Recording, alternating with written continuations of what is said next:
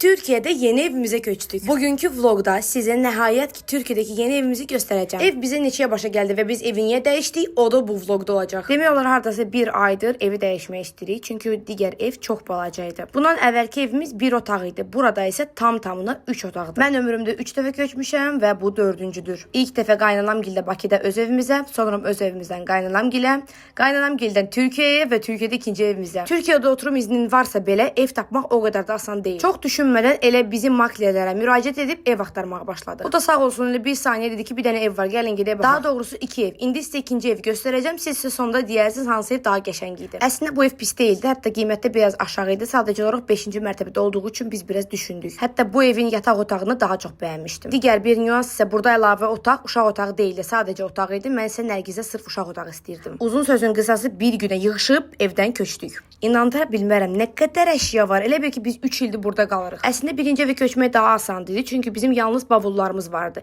Amma sonra biz o evə köçdükdə əlavə əşyalar aldığımız üçün bu qədər əşya çıxdı. Axşam köçdüyümüz üçün təbii ki mən gecəyə qədər evi təmizlədim. Sağ olsunlar ev əslində təmiz idi, amma yenə də evi təmizlədim. Təbii ki balkon və sair hissələrini sabaha saxladım. O qədər əşya vardı ki, digər evdə bir yoruldum, bu evdə 2 yoruldum. Bəzi işləri Teymur edirdi, bəzi işləri mən edirdim. Nərgiz isə özü üçün istirahət edirdi. Nərgiz daha rahat olsun deyə ilk Nərgizin otağından başladım. Həm də ki o otağa tez-tez girib çıxırdı. Dedim qoy təmiz olsun. Dünənki günü unutmayacağım. O qədər yorğunçuluq vardı ki, hələ də əllərimiz ağrıyır. Gecə saat 2-dir və mən hələ indi bitirmişəm.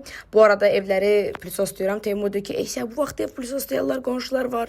Deyirəm ki, "Neyim evlər tozdur." Bundan əvvəlki Türkiyə vloqlarımı izləmisinizsə bilirsiniz ki, Türkiyədə ev kiralayanda ilk 3 dəfə ödəyirsən. 3 aylıq deyil ha, sadəcə kirayənin ödənişini 3-ə vurub verirsən. Evin pulu, maklerin pulu və depozit. Ümumi evin kirayəsi 81.000 TL etdi. Siz hesablayın, rəylərdə isə yazın. Bundan sonraki videolarda sizə room tour çəkərəm.